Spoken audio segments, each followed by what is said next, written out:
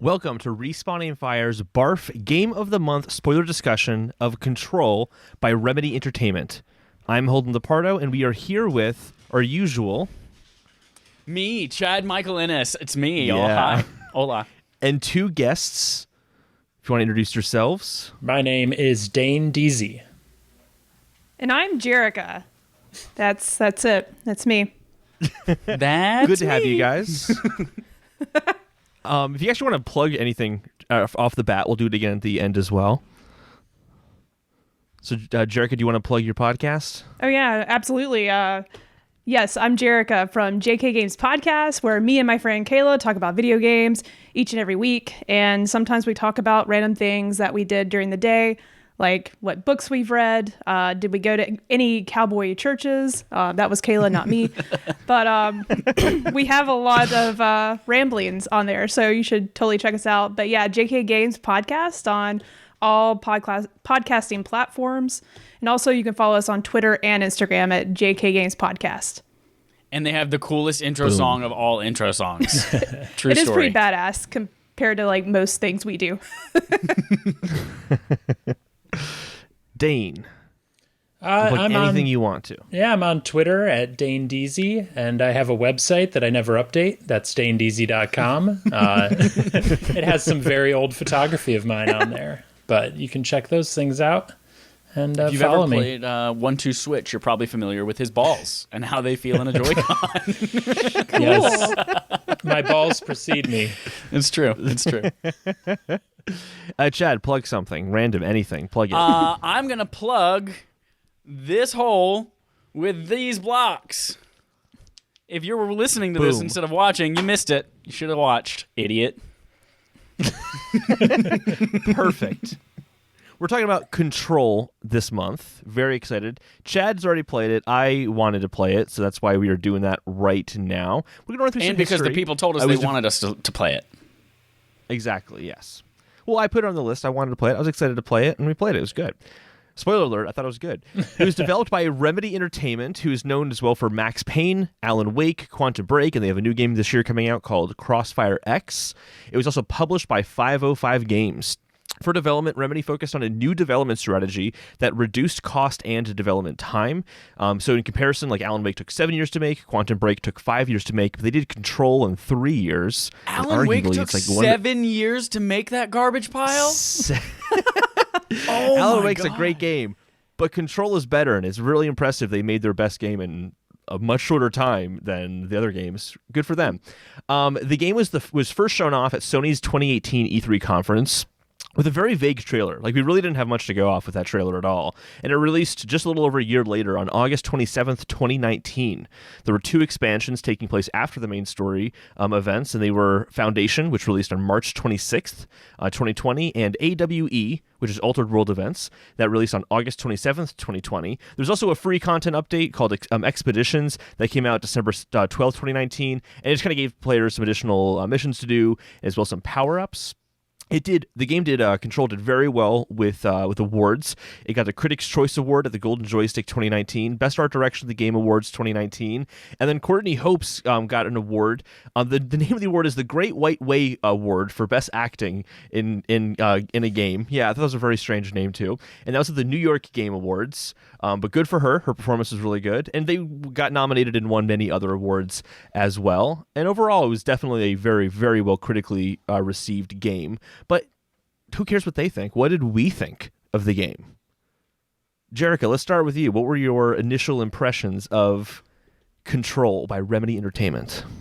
It was very artsy. The design, how this game looked was really appealing, but very, at the beginning, a little creepy. But ultimately, like, as soon as I walked into one of the first areas and I saw the font with, like, what was it? Dead letters. I was like, ooh, the aesthetics of this game is really cool. So anytime you get, like, into a new area, how they sort of, like, display the new area just, I don't know, gives me tinglies. It's a really pretty game. It's a really pretty game. Oh, yeah. It's gorgeous. We've got And it's screenshots weird. that I took and that I downloaded as well, going through the live. So watch it live on YouTube, you guys. And by that I mean live on Twitch and then record it on YouTube. Dane, what did you think of Control? A lot. I have a lot of thoughts. It has consumed me for the last 2 weeks, maybe 3 weeks, where this is the only game I've really played. I loved it. I think it's like an A+ game. Fantastic art direction, so no surprise they won that award. The graphics are incredible. I was playing on a PS4 Pro. Had a few times with, graphical issues, slowdowns, stuff like that, but mainly just that mailroom. That mailroom's crazy. I loved the game. It's super challenging, super exciting, mysterious, psychedelic, disorienting, really trippy. I really can't think of, too many good things to say about the game. I'm really enjoying it. Chad, I know you hated the game. It No was like your least spoilers favorite here. game in 2019. Sucks. Just kidding. This was, everyone knows this was my 2019 game of the year. It's fantastic. I think it is criminally underplayed. I think there's so many people out there who are just like, should I play this game? Fuck yeah, you should play this game, you idiot. I'm really excited that it's coming to PlayStation Plus next month so that more people can play it, especially the Ultimate Edition. But I agree with everything everyone said. It is gorgeous, like stunningly gorgeous. Not just the fonts that pop up, but also like the way that they stage you, like purposefully seeing the environment for the first time as you walk into a new area, and like it is like somehow perfectly framed every single time so that it just shows it off the best that it can. I think the lighting effects are amazing. The facial animations are like top notch as well, especially in the really, really close up stuff with Jesse. And then just like theme and concept, like it's Twilight Zone the game in all the best ways. And it is hilarious. It is really spooky at times without being scary. Dallas, I know Dallas is really scared of this game. It's not scary. It's just spooky and creepy and atmospheric. It's wonderful. It's one of my favorite, maybe top 10 favorite games. I like it a lot. I played it on PS5 this time, but when I played it originally on PS4 Pro, I was just like Dane. Like there were occasionally like frame rate slowdown stuff. There were some issues with like you would open up a menu and it would take like 4 or 5 seconds to open, and then you would close the menu and then you would stutter like crazy for like 10 seconds. But overall, I love this game a lot. It's all that lighting. The lighting's insanely gorgeous. There's so much of it to create that mood. I know. Can't wait for next week's freaking ray tracing update. Yeah. Although, not to get too in deep, but like no save data transfer. Very bummed about that. Really? Very bummed about that. Yeah, no save data transfer. Oh, the Ultimate poopsicles. Edition. Maybe it's different if you're going from the regular control to the Ultimate Edition, but if like you have the PS4 version and you go to the PS5 version, you don't. I wonder if you bought the Ultimate Edition on PS4, whether that carries over to the Ultimate Edition on PS5 or not. It doesn't. You're a bad man. You're mean. How dare you, the game as Alden? well. Yeah, it's all my fault. I called Remedy. I'm like, hey, can you do something really shitty for me? Thanks. Yeah, I love the game. I am a fool for having waited for so long because I played a little bit of it when it first came out, and like many games, just stopped for some reason. And that was a huge mistake because this game is really, really fantastic. Has tons of mood. It's constantly enjoyable throughout the entire time. There's never a wasted second. Like everything is just paced perfectly. Everything from like enemy variety is really makes every single combat encounter really fun. And there were just so many moments where I would finish a battle sequence, the room was totally destroyed from like pulling things apart and throwing it at enemies, and I would just look at the destruction and go like, fuck yeah. Fuck yeah, that was awesome. So I had a total blast with this game. Yeah, I absolutely loved it. Let's start with the story. We can talk about like side stories or the main story. If we could make heads or tails of the story, I think is also a good question. What did you guys think of the story of this game? I have some initial thoughts, if you don't mind me going first. No, actually not you. Go ahead. The story really got to me in a way that it made me feel things I haven't felt since I watched X-Files as like a teenager growing up. There's so much mysterious things going on, so many mysterious things. with what Jerica was saying about the game being scary, like, I agree. There were many moments where I didn't want to go through a doorway because I know that whatever was on the other side was going to be terrifying and difficult. I'm having a little trouble, like, separating some of the story with, like, what was part of the expansion packs and what wasn't. Because, like, as I was going through, I hit the credits, and then I'm just continuing to play. And then I hit more credits, and then I'm continuing to play. So there were bits that I was confused about. The whole main story with her and her brother, I'm guessing, there was a lot I was just totally lost. But I kind of liked that because it put me in the character's shoes a bit more, because it seemed like she had no idea what was going on half the time, as well as all the NPCs you'd run into. They had no idea what was going on. And I love these slices of life that you get. Like the one that sticks in my head is the guy who is, like, tasked with staring at this refrigerator for what seems like eternity, and he can't even blink. And you're just like, you poor man. So sad. It's so sad. For 24 hours. And it's like, oh, we forgot about it. Oh, we forgot about that dude. I wish I could remember his name right now. It just goes to show you, like, how meaningless his tasks were, Like, what a wasted life. and then, like, you first encounter him, and you can't even help him right now. It's like, we'll come back to him after we find our brother. And it's like, okay, sorry, dude. Bye-bye. And then you finally, I'm forgetting that this is totally, like, weekend spoiler stuff, but you finally get to rescue him, and then he just dies before you can save him. And it's just like, oh my God. And that happens so many times throughout the game, where you get excited about saving someone and they just die. The whole, like, motel stuff that was going on, I was very confused about what the heck was going on there. And then, like, the whole Alan Wake thing, I was unfamiliar with that character completely when he starts popping up, and I'm just like, what is going on? So I feel like if I had played that game, some of that might have made more sense. But overall, the story is an A. I wish I had a better understanding sometimes of what was going on.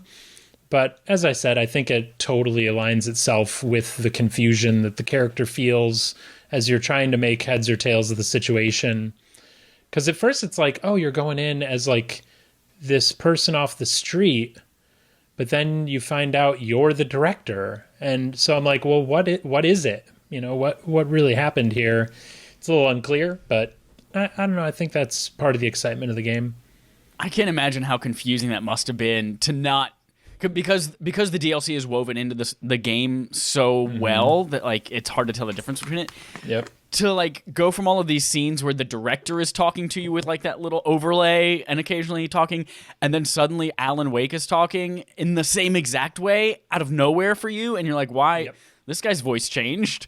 I'm still seeing just a silhouette, but why is his voice different? Why is he talking about a story now? Like, that must have been so confusing for you. It was a bit.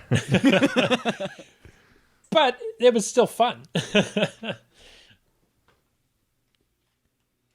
I didn't have the expansions, so I just got the main story narrative, so maybe that was a positive for me.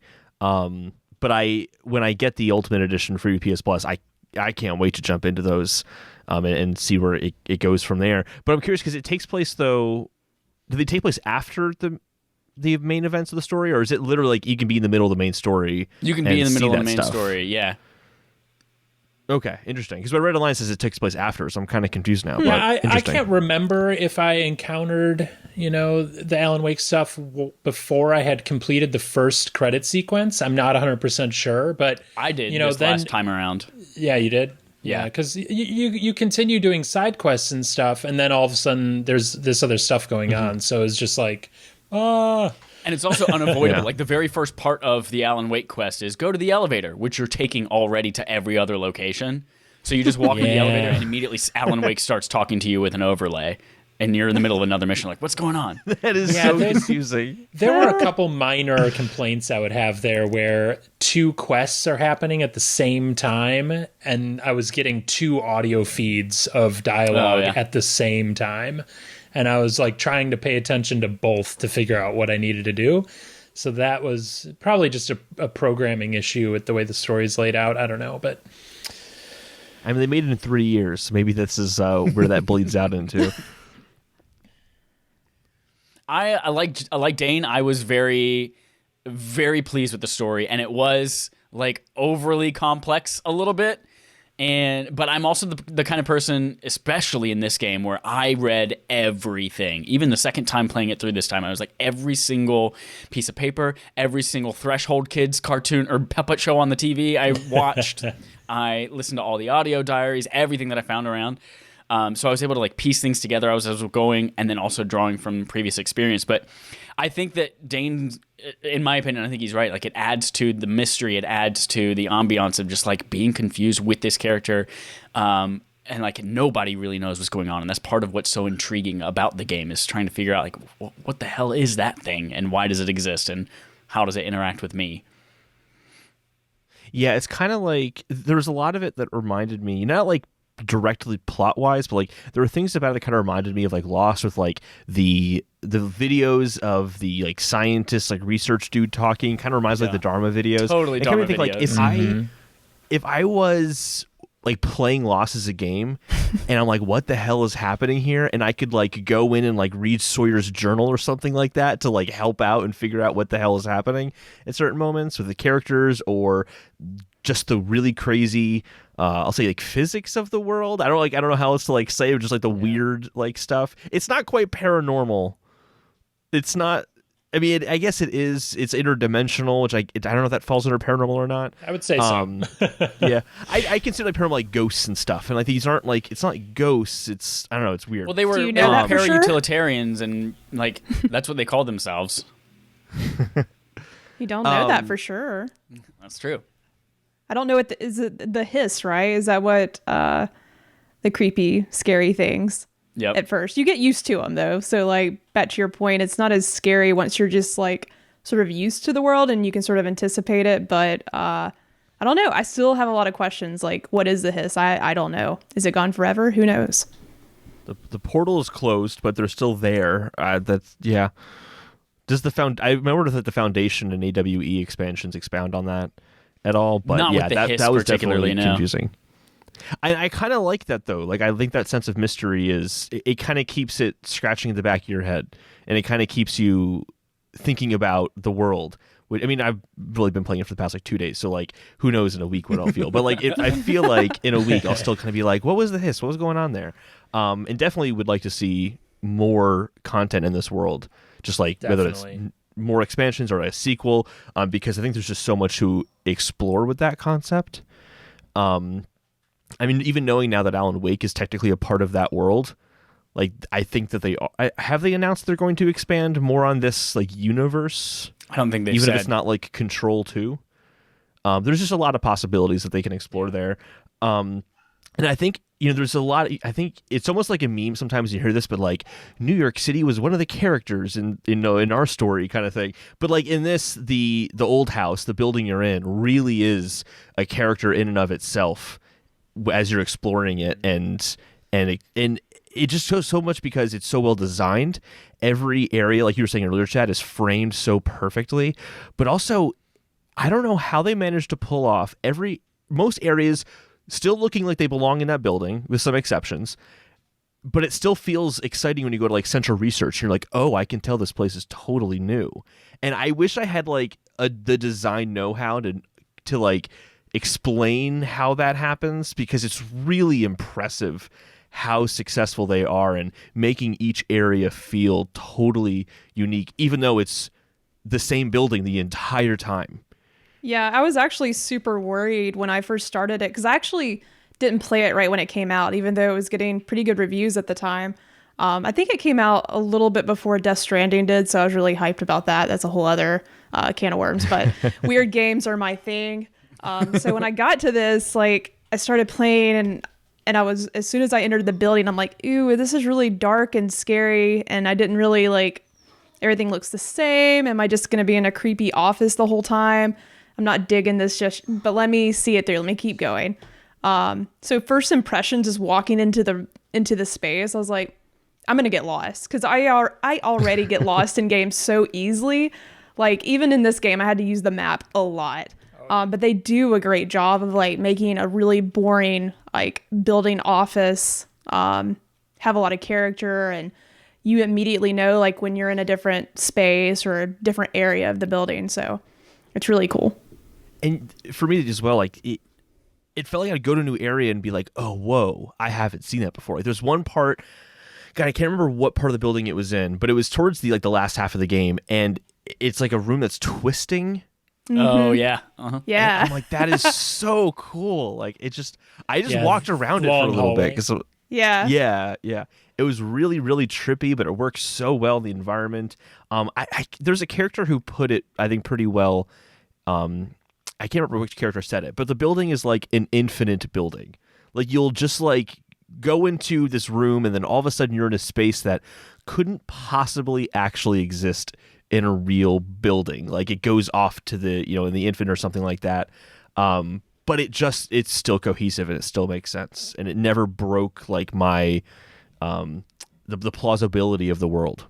I also love the fact that the building, like, they are at the mercy of the building. And, like, ironically, this whole game is called Control, but it's really all about them just, like, serving the board or serving whatever the oldest house decides to throw at them next and change a room. And so, it's like, they have control over almost nothing in the entire game. It's like, who's really in control here?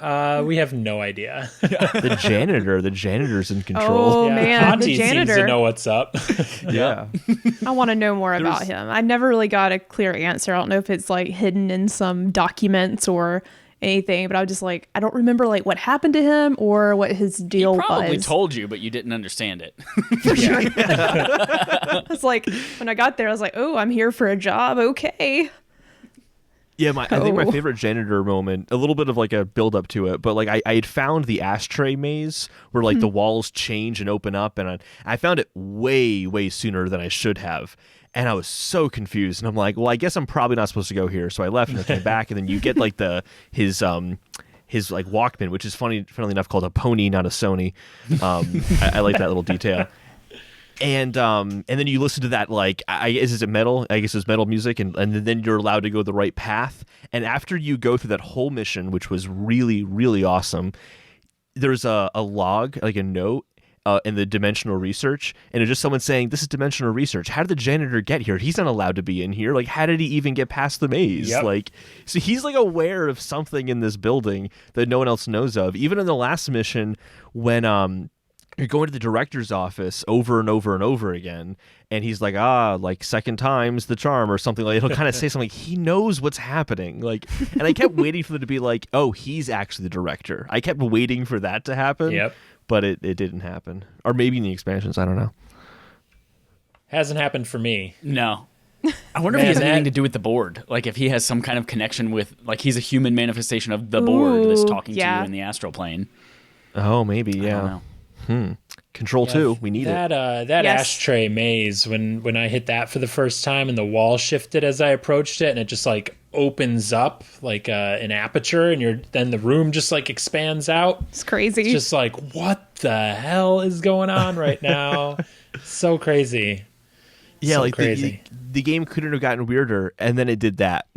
They keep stepping it up like over and over again. It's like, oh, this can't get any scarier or creepy or weird. And then the next thing you know, you're just your jaw's on the floor again. Yeah, it was really incredible. What did you guys think of the side content that you experienced? It might be hard for Dane to know if it was a side mission or part of a expansion. Well, but I was anything you found that was before off we the main jumped story. on, I checked my like trophy percentages, and the main story I'm at 90%. So I think I've done most of the main story stuff, and I love the side missions. They're great. They're super engaging. You get little hints of the world beyond what is told during the main narrative. So it's definitely rewarding to explore all the side quests. I'm hoping that this will be the first game I actually platinum. I know I'm way behind everyone else here probably with my 0 platinums, but I only have one. You're good. oh, okay, good. I'm So not I too far paid for behind 2 you. last night, so we're good. I should take that approach maybe.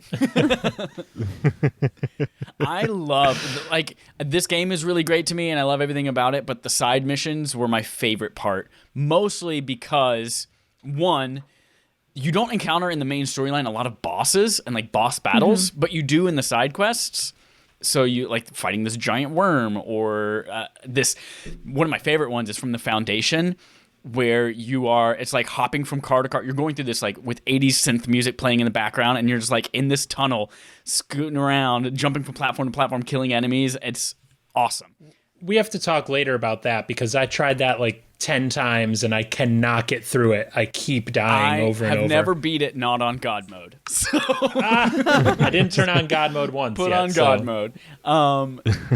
So yeah, not only do you get to do that, but it's also where you learn about the objects of power, which I think for me are the most fascinating part of all of this. Like learning about the carousel horse that just keeps blinking from place to place, or the safe that something is alive inside of it and nobody can open it up. And like that's the most fascinating stuff to me, is all of these little quirky objects of power and their backgrounds, and that's where you discover all of it, is through those side quests. One of my favorite side quests I found is the mirror, and how you go through the mirror, and it's like this inverse version. You fight yourself, but your name is spelled backwards. Like that was really cool. I did face a game-breaking bug in that. Not game-breaking, but like I left the area to like, because I was low on health and I just wanted to like get some distance for a moment, and I came back and she was gone. I just walked around the whole battle arena and she wouldn't come back. I had no idea what happened, so I just quit the game out, reopened it. But that's a really fun fight. Just because like just the concept behind it is so cool. I also found that the side content's a lot harder than the main story, at least from what I found with the side quests that I did. It felt like it was a much bigger challenge, especially one where the Floyd with the refrigerator, and then you go into the refrigerator or whatever, and there's that huge monster that you're fighting, and it killed me almost immediately, and I'm like, yeah, I'm not going to do that yet. I'll come back like way later on. And by the time I came back, he was much easier because I had the ability to collect multiple things when I'm doing the telekinesis, and that made it way, way, way easier. Like 2 hits of that, and he was dead. But it was still like kind of cool to hit up against those difficulty spikes in the side quests. I know that's more of a gameplay thing, but that's one thing I really liked about the side missions that I played. Do we have any more thoughts on the story before we move on? I just can't help but like want to reiterate how like psychedelic it all is. It's hard to put it into words personally, but there were so many moments where honestly I thought something was wrong with my PlayStation, because I'm just like, what is going on visually here? The game does such a good job of telling its story, not only through dialogue and all the cool bits of files that you find in the audio recordings, but just the visual storytelling is like top-notch work that they're doing here for setting tone and pace. And I love the idea of them interspersing like the full motion video, like actual actors interspersed, just dropped in the world like it's not out of place. I just loved it. The story was great. Let's move on to the gameplay then. I guess I just kind of want to ask, like, how did you guys play the game? What were your kind of go-to strategies? What did you use the most? I threw a lot of things. I love being able to toss pretty much anything in the room at anything. That was so awesome. It just took a while, to get like certain abilities. So, which was cool because at any point you upgraded her abilities. It's almost like you discover a new way of playing, and like you sort of have to pick different things you like. For me anyways, because I couldn't be a master of all these things, because I picked one play style. I was like, this feels good. And sometimes I would try something new, but I love being able to float up and like just toss anything in the room. That was awesome. Yeah, I took the same strategy. Yeah, did a lot of floating. The first thing I maxed out was the throw damage. Like that was just the first thing I spent all the points on. I focused on the how big the objects I could throw. Mostly because I was looking at the skill tree and I'm like, oh, you can collect multiple things and throw them. I'm working towards that. Barely increased my health, didn't increase my energy or my melee once, until I maxed out all of the telekinesis, because I wanted that. It was worth it. Yeah, I have most everything maxed out now except for the melee damage. I just never use that. It's really interesting how much variety you can get with the gameplay depending on what you want to do. Every so often I remember I can use a shield, and then I'll use that for like an hour, and it totally changes how I'm playing. Yeah. That's exactly. If you do the side quest with the safe, you get the shield. I was noticing there was an empty tier in the skill tree that I couldn't see. I was wondering what it was. You got to find that shield. Yep, definitely. Yeah, I think the only ones you get through the main story are... Yeah, it's the telekinesis is the only one that you get through the main story. Oh, and levitating. The others, that's... I was more that was side really quest into based. Siege, like the mind stuff. Or the Siege, that's what I'm thinking of. Yeah. So I just got that one recently. Yeah, I was all about telekinesis and then seizing enemies to then turn them on everyone else. Especially when you get one of the big guys with the rocks spinning around him. If you can seize one of those, just let him mop up the rest of the room. It's awesome. I have yet to unlock the seizing of the big enemies. Oh, yeah, it's good. Those are tough guys. What about weapons? What weapons are you all using the most? I found the grip was the most practical thing for me to use. Which is just the standard one you get at the beginning. That's just what I pretty much use, pistol. whatever the standard pistol, I ended up going with mostly powers all the time, and then I would have the charge one where you charge up your shot, and I could charge 3 shots at once, and they basically explode. And if you do it too close to yourself, you kill yourself, and I did that a lot. Yeah, I've definitely caused a lot of self-inflicted damage, but that tends to be the one that I use the most. I just unlocked this power-up that increases the speed at which those projectiles move by 1,000%. So it basically turns it into a sniper rifle, but with rockets. And it's pretty amazing because then you can even take out the flying guys that can dodge you and stuff like that. Yeah. Yep. Oh, that's a good idea. That got annoying because I would try to shoot them, but they would move around too fast. So I would just get close to them with telekinesis and then throw something at them. That's a good way to do it, too. It was too close to dodge. If you do telekinesis twice, throw and then throw, they dodge the first one, but they don't have time to dodge the second one. Also good to know. Yeah. Yep. Yeah, that was one thing is those guys were... All the enemy types were just so much fun to fight against. Those guys in particular, because it always added something unique to think about in that moment. And it never felt like it was this rinse repeat, all right, here's just another set of dudes that I gotta fight. It always felt like a little bit of a puzzle to figure out who to go after. Yeah. And you got to use the space a lot too. I didn't mean to cut you off, but no, go for it. The different areas, especially when you have multiple levels, in a level or a space, I'd find myself hopping up and ooh, I can go into this little cubicle area and different layers to I guess different rooms you were in. I thought that was really cool. Yeah, and using an environment for your combat too is key to playing this game as well. 100%. You really have to understand the environment that you're in as a strategy for fighting a lot of these enemies, especially the really big guys that have all the rocks and stuff floating around them, and then their armor will let up when they throw something at you.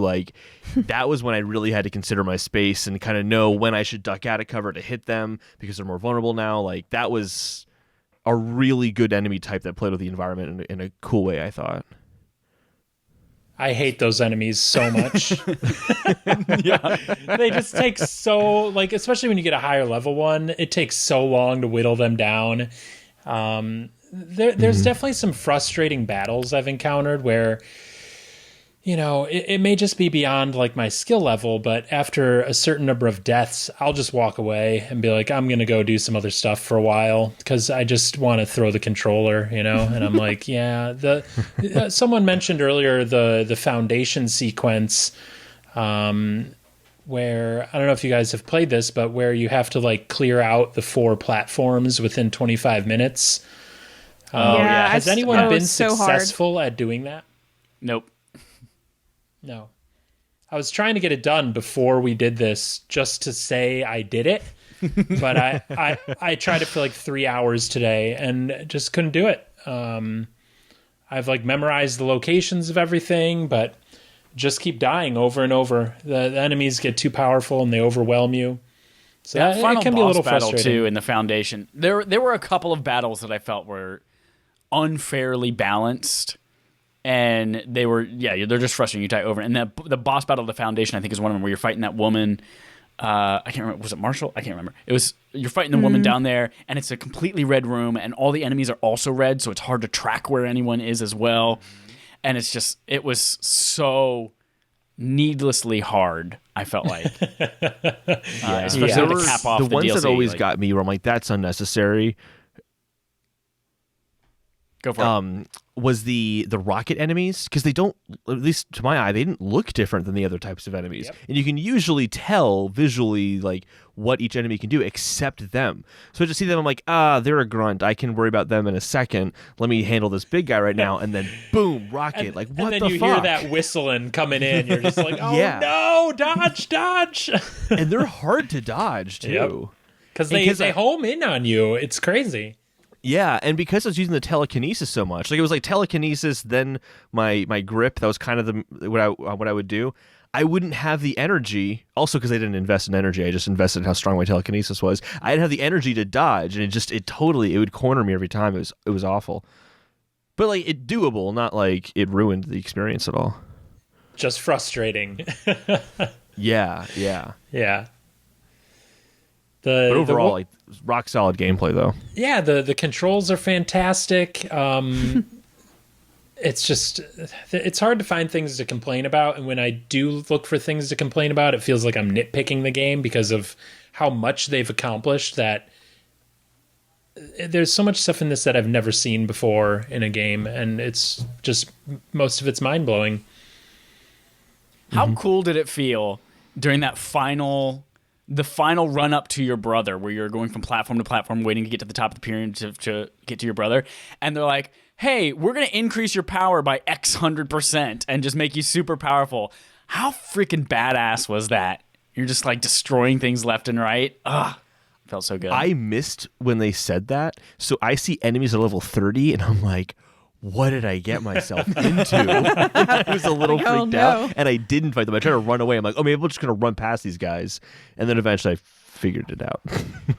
So last night, I went into a YouTube hole with this game, and I watched IGN put out a hour-long speed run video where one of the lead programmers and one of the lead gameplay designers did like a commentary where they watched this guy do a speed run where he beats the game in like 45 minutes, and it was just incredible.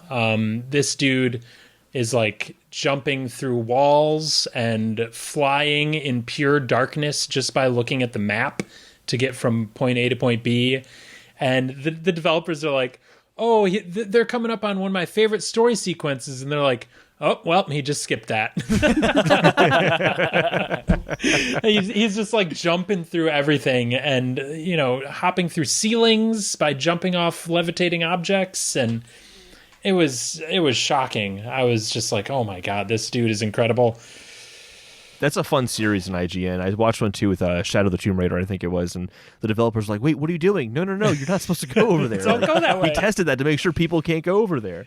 There were a couple moments where they were like, oh yeah, we left this glitch in on purpose.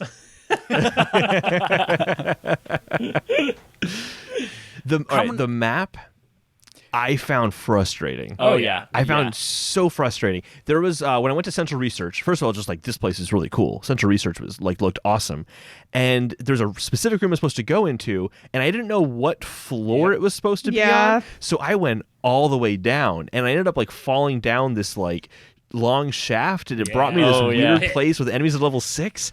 And I'm like, holy shit, this game got really hard all of a sudden. Like, and I thought I was in like the right area because my little like position on the map was like saying I was in the right square, but I was like all the way down the map, and I was supposed to go all the way up the map instead.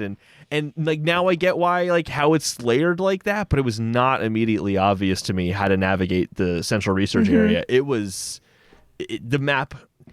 It definitely could have done with like a Metroid Prime style map or like Jedi Fallen Order style map where it's like 3D and you can kind of pan around it.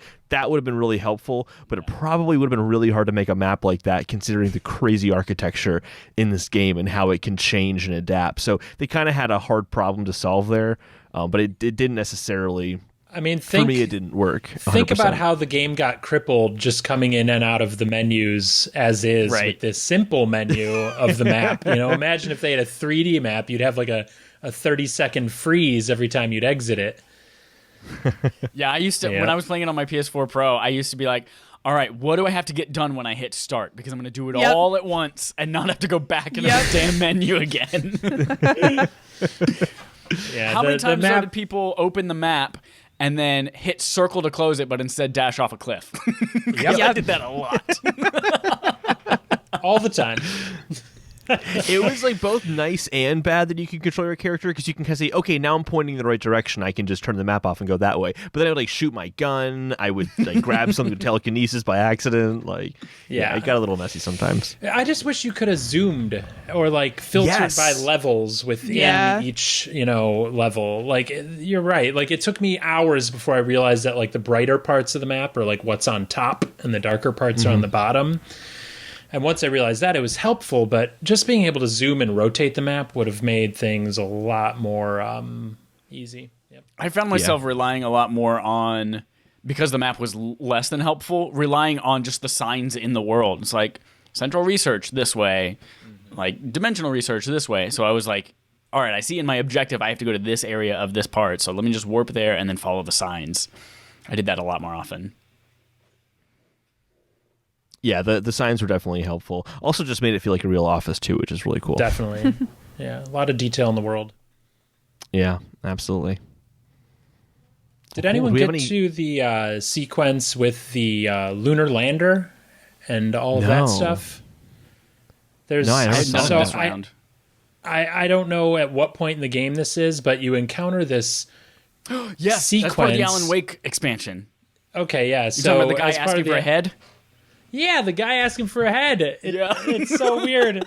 It's so weird. And then, but leading up to that, there's this giant like creature that only exists in the darkness, and you have to turn these lights on. That whole thing, it was so scary. There's a movie that like reminds me of that. I can't remember what the title's called, but it's like where the creatures are only in the darkness, and when you turn on the lights, they can't like hurt you. It reminded me of that quite a bit. So it had a horror vibe to it. I liked. Yeah, that was the Alan Wake expansion. It was again just like everything else in the game. It was just as fantastic. But I really liked that mechanic of shining lights and things like that. And whenever you're in the room with the lander and there's the overhead lights and it's moving and you have to follow it, otherwise it's gonna the guy's just gonna get you while you're in the shadows. Ooh. And your energy stops gaining when you're in that weird darkness. Yep. So you can't which dash makes it anymore. very difficult. Ugh. That was a hard fight for me. It took quite a few tries. That last boss battle with him too was That's where I kept dying over and over because he kept he would pull out the power cubes and shut off the lights, and he would start healing again if you didn't get the lights on again quickly. It was very frenetic. Sweaty palms. Question I have, as I kept coming to these rooms where you would walk in and you would just start getting damage dealt to you. Yeah, and I didn't really know what was rooms. happening. That's the mold. The mold. So is there a way to counteract that, or is that just later on? Is one of the missions you'll collect these mold spores for the woman that's down in that pit area, she's The like in pit a where little you drop research down and building. research, and you Yep. thought, "Oh my God, there's level 6 people down here. I'm not supposed to be here." That's an And then you entire left extra for level of the hours. game, and Yeah, and you with can side you can quests spend and some stuff. time down whoa, there, okay. and eventually she'll give you a vaccine for it, and then you can go in those rooms. Gotcha. Okay. Pretty cool. I kept thinking like, oh, there'll be a point in the main story where that's like a Metroidvania thing. Like I'll unlock those parts and it never happens. I'm like, Yeah, oh it's- wow, okay, maybe it's a DLC thing. That's a good comparison, the Metroid comparison. I hadn't really thought about it too much while playing it, but there are some definite secret areas I noticed that once I got the levitation, I realized like, oh, I can go back and find all these extra things now. Pretty cool. Because they don't hold your hand through a lot of that, you know? No, not at all. No. But it also guides you through the main story pretty well at the same time, though. They struck a great balance with that. Because there's definitely a lot in the map I have not found yet, and I'm excited to go through it, especially since I get to play the second half and the DLC with the PS5 expansion. So With looking ray forward to that. tracing. Ugh, I can't Ray wait. tracing. Oh, it's good. That might be the game I'm most looking forward to when it comes to lighting with ray tracing effects. Like I can't imagine how much better it's going to look. Has there been even footage released of what it looks like? I mean, it's had ray tracing on PC for a long time, Oh, okay. but nobody looks at that shit. Nobody looks at PC Nope. footage. Who cares about PC except like the majority of gamers? Well, cool. I was going to ask at the end of this, do we want more control? But I kind of feel like we answered that. Yes, It's yes. unanimous no. Yes. Oh, yeah. Oh, I'm surprised. Yes. Getting extra votes in there, changing your voice. Yeah, that's how it works. Yes, yes. Put on a You mustache. could do that too. Yeah. Tweak your mic again. Make it sound like a munchkin again. Yeah, Yeah, I I really, absolutely really hope to see more. They did Absolutely. announce that like the only two expansions they're doing are the Alan Wake expansion and the Foundation. Like they said that's all they're doing for Control, but they didn't discount a second game. Well, I Yeah, and I'm actually very They can curious. take their time, you know, like maybe 4 or 5 years from now, put out a Control 2. Like, hopefully by then there'll be more of a fan base. Because as you guys were saying, like, most of the people I've chatted with about this game haven't played it or even heard of it. So, you know, I hope more people start playing it next month with the giveaway on that on PlayStation. which I think is incredible, by the way. I think this February for PlayStation is insane. And I'm so right? excited. My girlfriend hasn't played, Audrey has not played Control yet, and she's just waiting for the upgrade, so I cannot wait for her to experience it. Because, like, also I had a lot of thoughts of Lost when I was playing it with the videos that you find and just, like, the mystery of it. It's also one of our favorite shows. So I can't wait for her to dive into that, but she's trying to wait until obviously the upgrade for PS5. But I am surprised how many people have not played this game. And I don't know, because like even for me, it took me a minute to get to it. Were there other games that came out around that time other It than had Death to Stranding, be. which I don't know. Like, I don't think anyone was rushing to play Death Stranding like me. But I don't know. Death It just Stranding's probably sold more than this initially, at least, right? Yeah. it definitely Death flew Stranding under the sold really well. radar for sure. Like, I think you're don't right, get Jerica, it. that there are so many people I know that are aware of the game and they're like, I'm Yeah. interested in it. I should play this, right? But then no one ever does. Like, yeah. that's the frustrating. It's like, yes! And every single person says, I should play this. And I emphatically, as much as I can, say, yes, you idiot, play it. And then they're just like, you called me an idiot. I'm not going to do what you said. I'm like, damn it. I'm sure it's been on sale at times, but I don't know. I think it being free for PlayStation people will be really awesome for it. And that really Yeah. makes me excited that more people can experience it and we could talk about it. Definitely. And not only being I not only being a free game, but also like coming with the PS5 update day one is that's gonna be everyone on PS5 is gonna be like, cool, I have an excuse to look at something that's gonna look fucking amazing right now. Yeah, I mean, I paid $20 for it, and I have absolutely no regrets. It's been one of the best gaming experiences I've had in a long time. It's great. Yeah, it definitely hits that like masterpiece level where it's like it's hard to really figure out what to criticize. I don't think there's really much I would criticize about the game. Like you were saying earlier, Dane, like it's kind of nitpicky stuff. Like, yeah, the map bothered me, but like Yeah, it I didn't still detract managed to from my navigate enjoyment. the world. Yeah. Yeah. Yep. I'm just so I happy think to hear they you had say some that. marketing issues or something with it not getting as much uptake because, it won awards. So critics realize, the game's fantastic. But, for me, I held off on playing it because I didn't quite know what it was going to be like. Like the teaser trailers I had seen, like I think that E3 initial teaser, I was like, oh, that looks interesting. But I didn't quite understand just how mind-bending it was going to be. And I feel like if they would have pushed that a little bit more, it might have gotten more interest. I'm not sure. I wonder how much Quantum Break has to do with that too, because that was their previous game, which is also kind of this like high concept, trippy kind of experience and kind of flatlined critically, as well as financially. So if maybe that just kind of people were like, oh, another trippy game from those guys who made Quantum Break, like for kind of I never even people heard who of Quantum Break. It was an Xbox like exclusive game that like blended TV show and game into one thing. So you'd like do a part of the game and then you'd watch an episode of a TV show that like it And was it starred weird. it starred the guy who played Bobby Drake, Iceman on X-Men.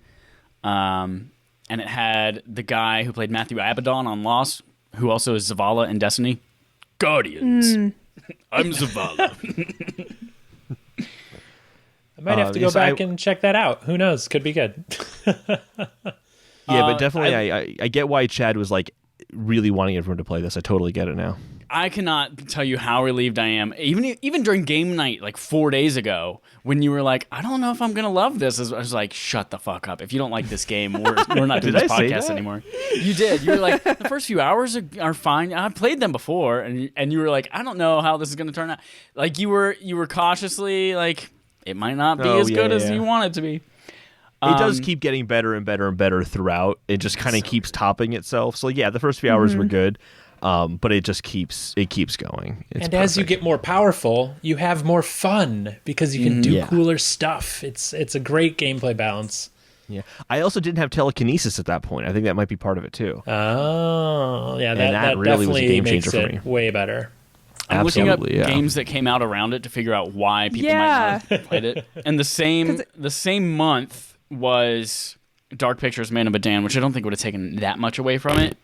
But then it's like shortly a 3-hour thereafter, game. I think like 2 weeks later, was Gears 5 and Borderlands 3. That's it. We have Legend our of Zelda: culprits. Link's Awakening. So, yeah, I didn't yeah, play it had any of those games. What were you doing? I don't know what I was playing then, honestly. Gears 5 apparently was really good. It was And great. Borderlands is Borderlands. Yep. All right. Any kind of closing thoughts on this before we wrap up? I Or did I already hope say that? I think I already said I hope someday that these developers make a Lost game. That's that what would I be would like cool. to say. Running away from the smoke monster. You know, there spoiler alert. was a Lost video game on the original Yeah. Xbox. I still. It was apparently bad. It was I have very a copy and it's unopened. Oh wow! I never opened it. Yeah. I think I already had the game and then my mom got it for me for like Christmas or something. I was like, well, this wasn't a great game, but maybe it'll be a collector's item one day. There you I won't go. open it. Stonks.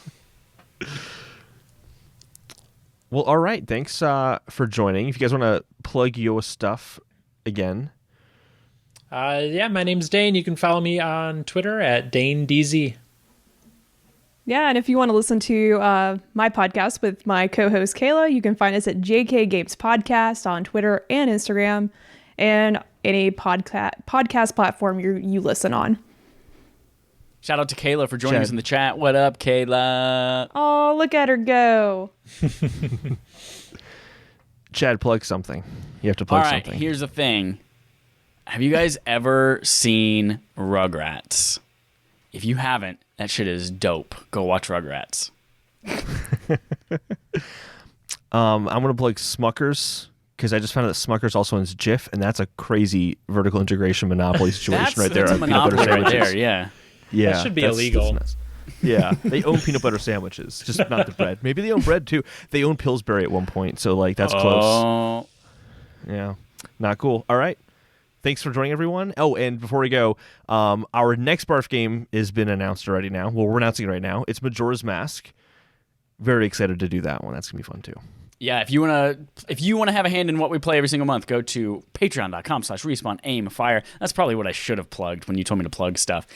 Go to Patreon. You also can play with us this week on Thursday, Destruction All-Stars, since it's coming out on PlayStation Plus. We're gonna play. Boom. It's gonna be dope. Patrons only. That's it. That's all we got. Okay. Bye, everyone. Are we